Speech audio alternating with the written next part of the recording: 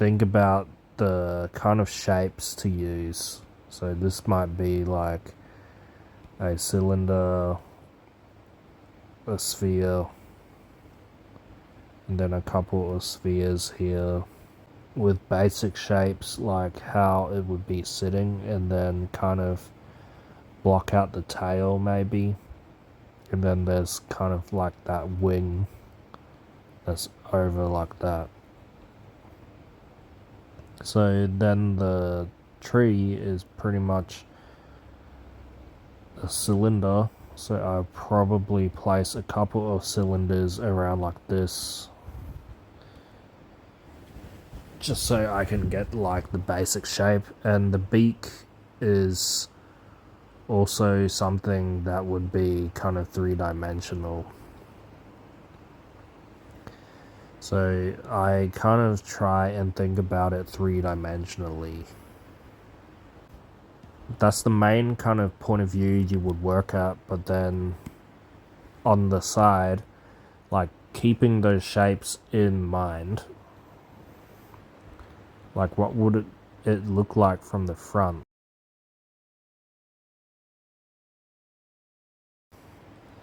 That's how I would do it. And then you pretty much need one more view from this, which is like the top view. Like what would this look like from the top based on this view here and this view here.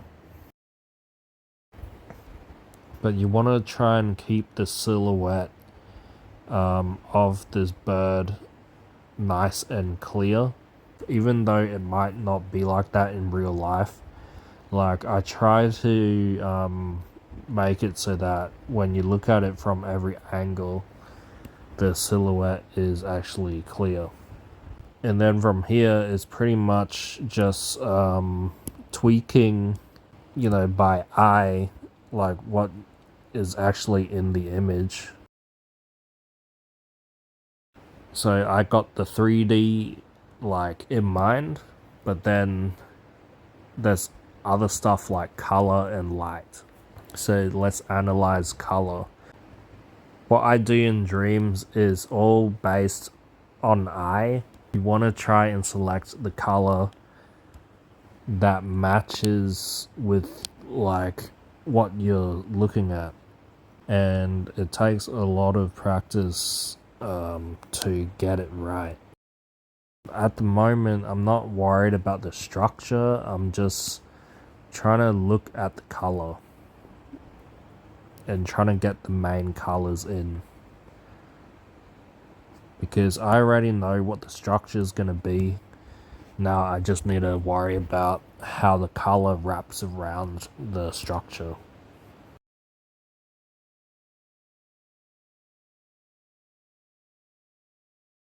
So in dreams, when you select a color, it's like using the color wheel, but then there's this extra thing with shininess, metallicness, and waxiness. It's then time to analyze all of those little details that make it insane, right? So it's really not that insane at all. So for the beak, you can see there's like these zigzaggy kind of detail to it. And now it's just observing those tiny little details that give it character. So on the beak, there is like these pattern on the beak. And just look at how like it's mixing, how the colors are mixing. Around the eye, there's like these bumps. So then you want to try and keep in mind like all of this minor little details. So there's like wrinkles around the eye, and there's like these kind of dot texture, and this can be achieved with sticker mode and hand painted flecks. There's also the direction the feathers are going, so I just see a simple S, right? Try to simplify it, so then every little line will then follow that S.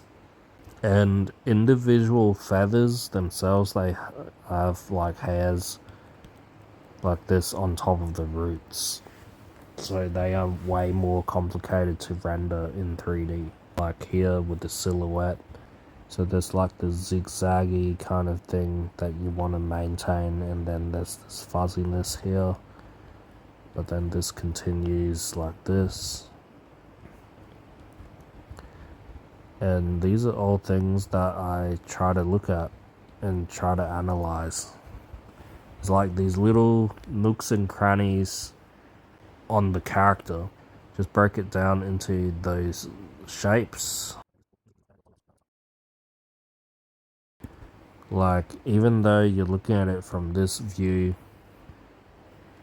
again, like, how would you look at it from another view?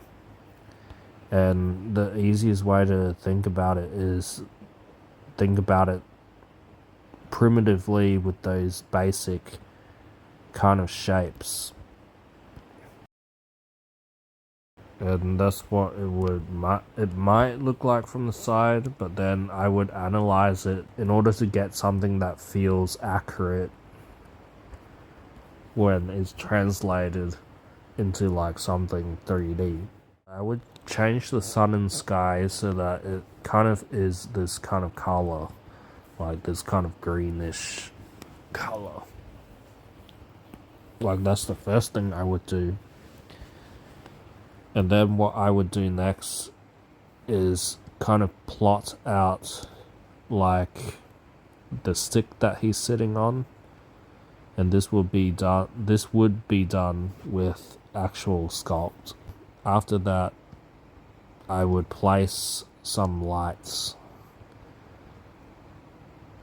in the scene, so then I get that kind of backlighting on the branch that you see there to kind of bring out all of that detail. So I would duplicate the kind of stick, loosen the flex a little to get the kind of that texture on the stick. Like, that's what I would do. And then after that, you know, I know like what the structure is like. Now I got this, and then it's just, you know, using just sculpting in that shape, being very selective with what color you use, and most of the time the color selection is done by eye, so I don't really have a say. Yeah, it just takes a lot of practice to know what color to use and what color you don't use.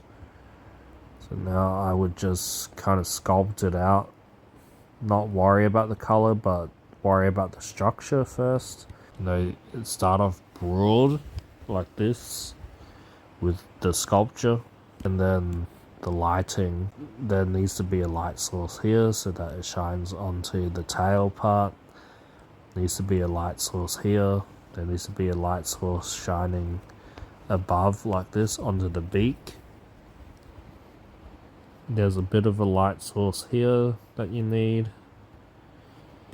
with the moss, and then it's like pretty much I would add a light source so that it kind of shines and kind of hits the tree like this, so that the lighting kind of brings out like that silhouette.